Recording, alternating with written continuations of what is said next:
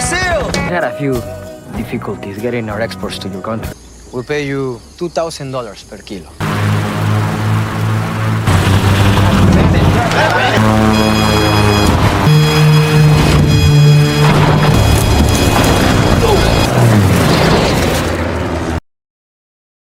Halo geng semuanya, terima kasih support kalian semua. Semoga saja Katomuchi bisa mencapai 1000 subscriber di akhir tahun ini. Dan itu semua tidak lepas dari support para penonton semuanya. Apakah kutukan channel ini akan lepas setelah 11 tahun lamanya tidak bisa tembus 1000 subscriber? Oh iya, hampir lupa. Kali ini Katomuchi kembali membahas alur cerita film dari kejadian nyata, yaitu kisahnya dari Barry Seal. Siapa dia? Barry Seal ini adalah seorang pilot handal di Amerika Serikat yang mengalami kehidupan ganda. Selain sebagai pilot, dia juga merupakan kaki tangan CIA, agen mata-mata DEA, kurir narkotika milik Pablo Escobar, membantu penyelundupan senjata di Amerika Serikat. Wow, gak tuh? Penasaran bagaimana kisah hidupnya? Dan lagi, pemeran dari Barry Seal di sini adalah kakaknya Mimin, yaitu Tom Cruise. Penasaran bagaimana menariknya film ini? Ayo kita masuk kepada jalan cerita kisah Barry Seal di film American Made.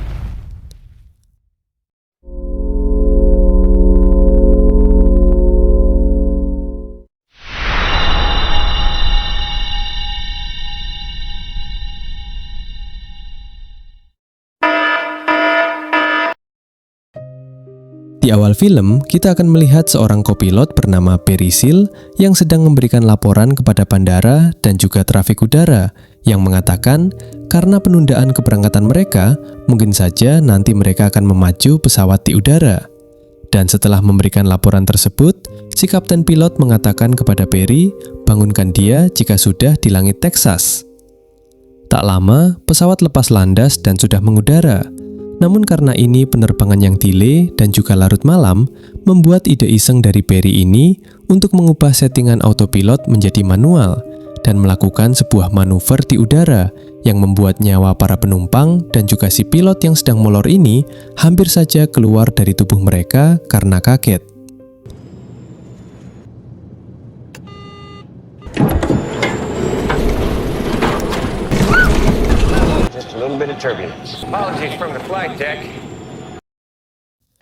Setelah landing, di pagi harinya, Barry pulang ke rumahnya, yang sudah disambut oleh sang istri bernama Lucy, yang sudah mempersiapkan pakaian haramnya untuk menyambut kepulangan husband tercintanya. Namun karena terlalu lelah, Barry malah molor duluan.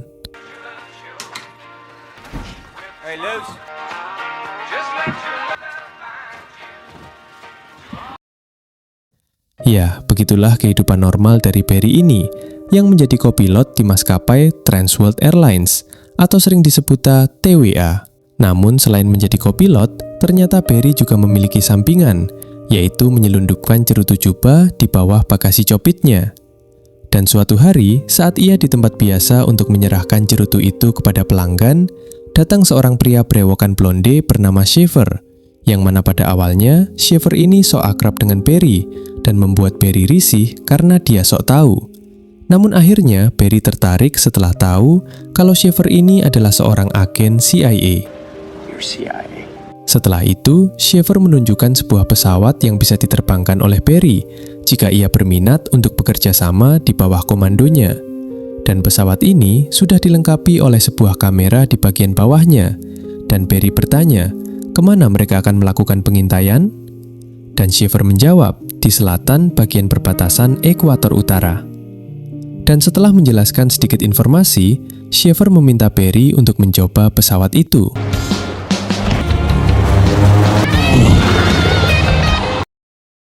Dan sesuai arahan dari Shaver, Barry mencoba menjelaskan kepada Lucy bahwa ia memulai sebuah bisnis dengan nama KPI, yaitu konsultasi penerbangan independen. Dan tentu saja Lucy tidak percaya, karena Lucy takut bisnis itu gagal dan tidak bisa menghidupi mereka. Dan suatu malam, saat akan melakukan penerbangan bersama TWA, Barry memutuskan untuk resign saat pesawat akan lepas landas. You're gonna be all right, Jimmy. Barry, where are you Jadi ceritanya, di tahun 78 setelah Perang Dunia Kedua, Amerika Serikat dan Rusia sedang melakukan Perang Dingin. Selain itu, bagian Amerika Tengah sedang terjadi pemberontakan, yang mana diketahui pemberontakan itu disinyalir dibantu oleh Rusia. Dan tugas Barry di sini adalah memberikan informasi beserta foto dari para pemberontak ini kepada Schaefer, yang mana nantinya Schaefer akan memberikan foto tersebut kepada atasannya di CIA. Ya, karena Barry ini memang lincah di udara, membuat semua tangkapan foto yang diberikan kepada Schaefer sangat bagus dan jelas sekali, yang membuat nama Schaefer menjadi naik di operasi itu. Namun sebenarnya, Barry belum mengatakan kepada Lucy bahwa ia sudah resign dari TWA. Jadi, setiap kali pulang ke rumah, dia akan menggunakan baju pilotnya lagi. Adegan dilanjutkan kepada pertemuannya dengan Schaefer, yang memuji hasil kerja dari Barry. Dan Barry bertanya apakah gajinya akan dinaikkan, namun sepertinya Schaefer tidak bisa menaikkan gaji Barry, dan mengatakan tugasmu untuk negara. Lalu Barry beralasan karena Lucy telah melahirkan dan mereka membutuhkan biaya lebih, sementara dia telah berhenti di TWA. Lalu Schaefer mengatakan kalau Barry akan mendapatkan uang tambahan dengan caranya sendiri, nanti yang akan ia ketahui sendiri. Dan Schaefer kembali memberikannya tugas terbang ke Panama untuk memberikan sebuah uang kepada seorang kolonel angkatan bersenjata yang nantinya akan diganti dengan informasi para komunis di daerah tersebut. Dan semua tugas Barry itu dari tahun 78 sampai tahun 80 berjalan lancar, sampai ia memiliki sepasang anak. Dan saat di tahun 1980, waktu Barry melakukan pengisian bahan bakar untuk pesawatnya di Kolombia, dia bertemu dengan dua orang ini dan mengajaknya ke dalam mobil. Lalu dia dibawa ke sebuah rumah mewah yang entah milik siapa. Dan pria ini mengetahui jika setiap minggunya Barry bolak-balik dari Amerika ke Amerika Tengah dan mengfoto beberapa wilayah di sana, serta mengatakan jika Barry bekerja untuk CIA, yang sontak membuat Barry sangat cemas dan mengatakan jika itu hanyalah sebuah bisnis independen yang sedang ia jalanin. Dan si pria ini juga menjelaskan kalau ia juga merupakan seorang pembisnis dan mengajak Barry terbang dengan helikopter ini menuju ke sebuah tempat. Cocaine, Mr. Seal! Ternyata orang-orang ini adalah para penjual kokain yang bernama Jorge Ochoa, Carlos Lehder, dan Pablo Escobar. Di sini Jorge mengatakan mereka ingin kerjasama dengan Barry sebagai kurir mereka mengantarkan kokain ke Miami dari tempat ini dengan bayaran $2.000 setiap sekilonya. Dan merasa tertarik, Barry setuju untuk itu, dan juga ia takut tidur juga dengan orang-orang di sana yang menggunakan senjata. Namun di sini terdapat permasalahan, karena sudah banyak pilot yang gagal dan gugur untuk lepas landas dari tempat itu. Di sini Barry menjelaskan semua itu disebabkan karena ketinggian lokasi, landasan yang pendek, banyaknya perpohonan, serta muatan melebihi kapasitas. Dan Barry bertanya apakah ada tempat lain untuk lepas landas? Namun Jorge bilang tidak ada, karena semua wilayah diawasi oleh angkatan bersenjata. Dan Barry bilang kalau begitu perpanjang landasannya. Dan di sana Pablo Escobar bilang, habisi saja Barry jika ia tidak bisa melakukan hal itu, yang membuat Barry terpaksa mencobanya. Di sini, Jorge memberikan arahan kepada Barry untuk mendarat di Bandara Okeechobee antara pukul 2 subuh dan 6 pagi. Namun Barry berkata, ia akan mengantarkannya di lokasi yang sudah ditandai, dan barang-barang mereka harus dilapisi dengan sangat kuat, dan ia akan melemparkan barang itu dari dalam pesawat, dan para anak buah mereka yang akan mengambilnya di titik tersebut. Dan mau tidak mau, Jorge terpaksa menuruti rencana Barry itu. Lalu timbul lagi permasalahan, karena Jorge dan kawan-kawannya memuat terlalu banyak barang ke dalam pesawat, yang kata Barry itu sudah melebihi kemampuan dari pesawat ini. Ditambahkan, Barry ditemani oleh pria seksi ini. We agreed on 200. I even put on 300. Pardon. Where the hell you think you're going, big fella? Sebelum berangkat, Jorge memberikan sebuah kalung salib kepada Barry agar ia terlindungi nanti saat akan lepas landas, dan Barry pun menerimanya. Lalu,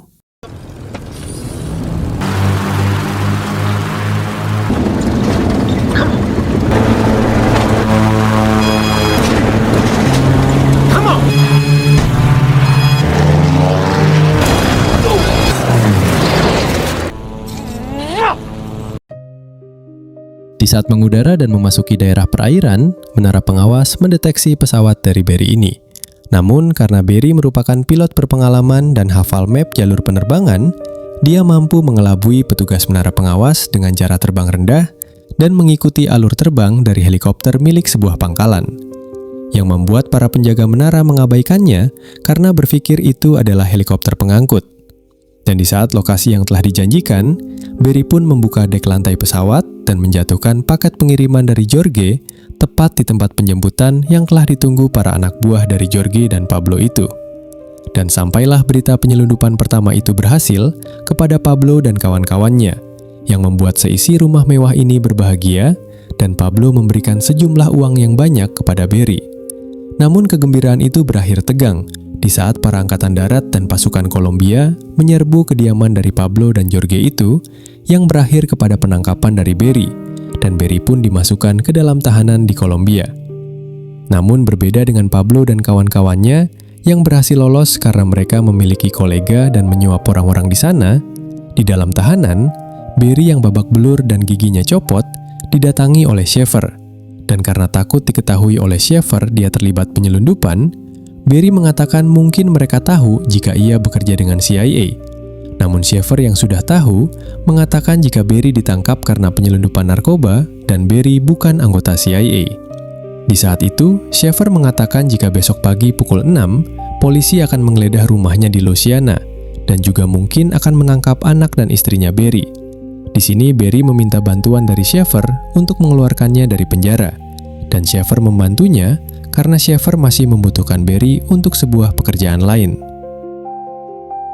Oke, untuk memperjelas yang terjadi, kita akan tahu dari cuplikan vlog yang memang sengaja dibuat oleh Barry di tahun 1985, yang mana sebenarnya operasi yang dilakukan oleh Barry di bawah Schaefer untuk informasi pemberontakan di Amerika Tengah itu, ternyata mereka adalah kelompok komunis yang menyebut dirinya Sandinistas.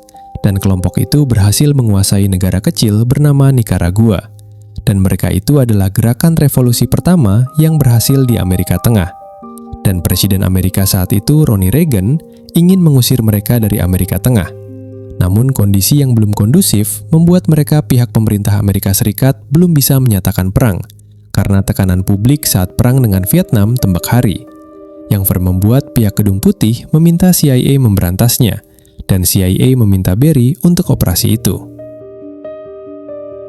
Dan setelah membebaskan Barry, Schaefer memintanya dan keluarganya untuk pindah ke Mesa di Arkansas. Dan Barry bertanya kenapa Schaefer tidak meminta polisi menghentikan itu. Dan Schaefer menjawab, dia bukanlah polisi. I'm not a cop, Barry. I can't make a search warrant go. Sesampainya di rumahnya di daerah Louisiana, Barry meminta Lucy berberes untuk pergi dari rumah itu bersama anak-anak mereka. Yang mana Lucy tidak paham yang terjadi, ditambah muka Barry yang babak belur, namun Barry meminta Lucy untuk percaya dengannya.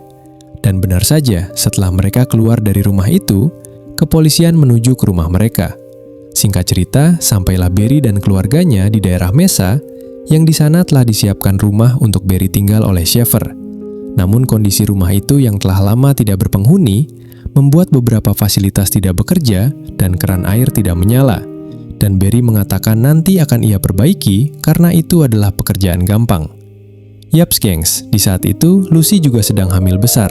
Dan tak lama Schaefer datang untuk menjemput Barry dan meninggalkan Lucy dalam keadaan rumah yang berantakan. Dan Barry berkata kepada Schaefer, mungkin saja Lucy akan pergi dari sini sebelum dia dan Schaefer kembali ke sini. That's an easy fix. She might leave me before I get back. Kalau Mimin mah udah pasti nyampe rumah digedebak-gedebuk oleh istri Mimin sih.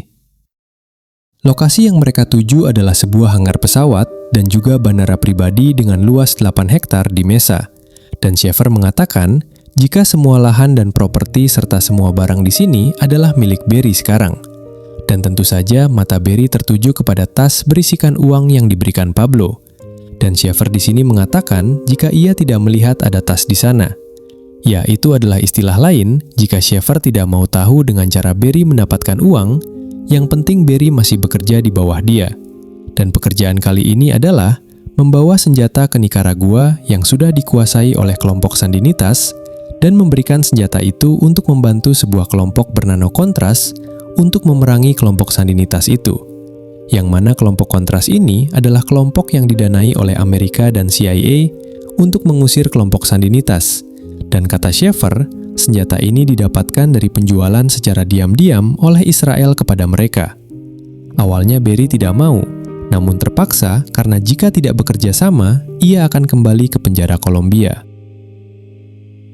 Lalu di sini Schaeffer juga memberikan Berry sebuah informasi dan peta yang membantunya untuk menghindari wilayah-wilayah yang dijaga ketat oleh DEA, FBI, ATF, dan juga Bea Cukai. Adegan film kembali di kediaman Berry. Berry yang baru sampai di rumah langsung mencari Lucy karena takut Lucy pergi meninggalkannya. Dan ternyata Lucy masih di sana. Di sini Lucy ngedumel dan berkata semua barang telah ia rapikan dan juga keran air telah dia perbaiki. Namun Berry dengan gagah dan percaya diri mengatakan, "Tuh kan benar kataku, itu gampang diperbaiki."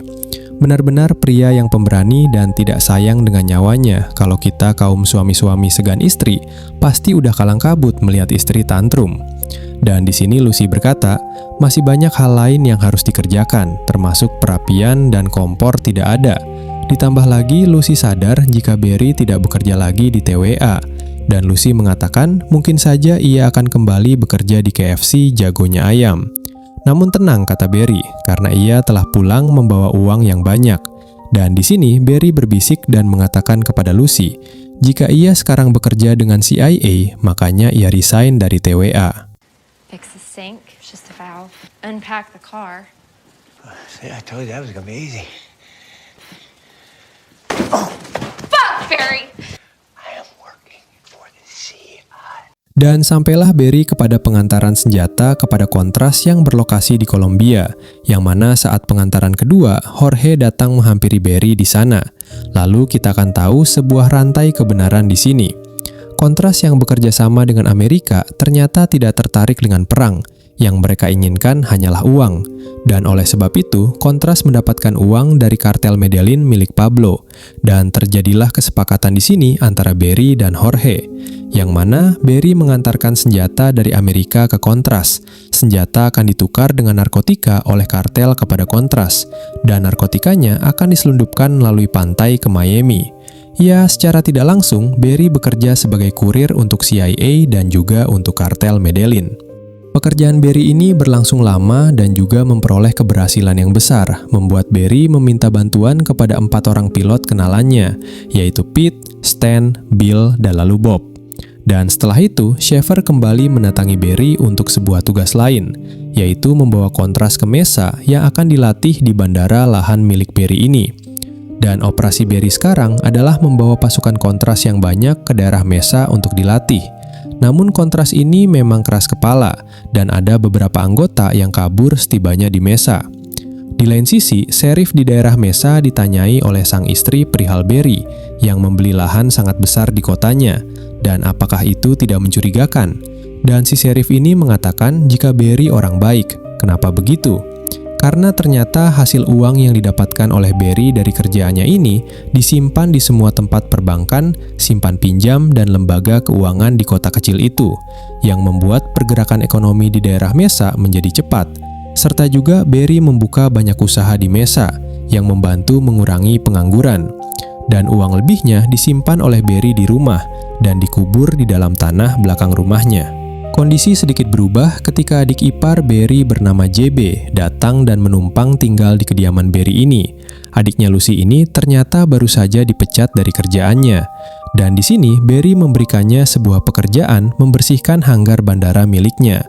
Namun sesekali ternyata si JB ini mencuri uang milik Berry di dalam rumahnya ataupun di tanah belakang rumahnya Berry. Yang tentu saja hal itu diketahui Berry dan memperingatkan JB untuk tidak melakukan hal itu lagi. Karena apa? Si JB ini sangat menarik perhatian penegak hukum, yang mana uang yang dicurinya langsung difoya-foyakan membeli barang mewah termasuk mobil. Adegan kita pindahkan kepada sebuah kejadian yang epik untuk disaksikan, di mana saat itu Berry dan teman-teman pilotnya sedang mengudara di malam hari, dan mereka melenceng dari peta yang mereka dapatkan dari Schaeffer, karena mungkin mereka ngantuk dan lelah, yang membuat DEA bergerak dan mengejar mereka dengan pesawat jet berkecepatan tinggi. Namun hal itu dapat diatasi oleh Barry yang berpengalaman dengan cara terbang rendah di perairan dan melambat, sehingga mereka bisa terbang semalaman sementara pesawat dari DEA yang kencang harus menyerah mengejar mereka dan memutuskan berbalik karena kehabisan bahan bakar. Namun saat itu, Bill tertidur di pesawatnya, yang membuat Barry harus sedikit membenturkan pesawatnya dengan pesawat Bill untuk membangunkannya. Bill's asleep. Di lain sisi, agen FBI bernama Craig sedang menyelidiki sebuah kasus pencucian uang di daerah Mesa, karena secara tiba-tiba daerah itu memiliki uang yang sangat banyak sekali, yang membuat Craig menuju ke daerah Mesa tersebut. Namun ia tidak bisa berbuat banyak, dikarenakan terlalu banyaknya bisnis keuangan di sana, dan roda ekonomi yang berputar cepat di Mesa, dan kendaraan mewah di daerah itu. Dan suatu hari, Barry yang sedang membawa kokain lagi-lagi dihadang oleh DEA. Namun kali ini, DEA menggunakan pesawat lain yang membuat Barry sedikit kewalahan, dan pada akhirnya memutuskan untuk mendarat darurat di depan halaman rumah warga, lalu kemudian kabur. Dan tentu saja berita itu sampai kepada Sheffer, yang membuat Sheffer gusar karena di dalam pesawat ditemukan 200 kilo kokain.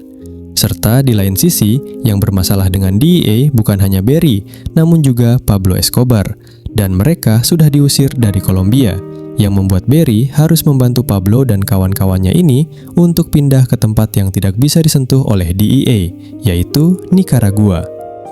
Di sini, Pablo dan Jorge akan melakukan kerjasama dengan Menteri Dalam Negeri Nicaragua untuk bisa menggunakan bandara mereka. Namun saat perbincangan itu, Barry ditelepon oleh Lucy, yang mengatakan jika JB ditangkap oleh otoritas Sheriff Mesa.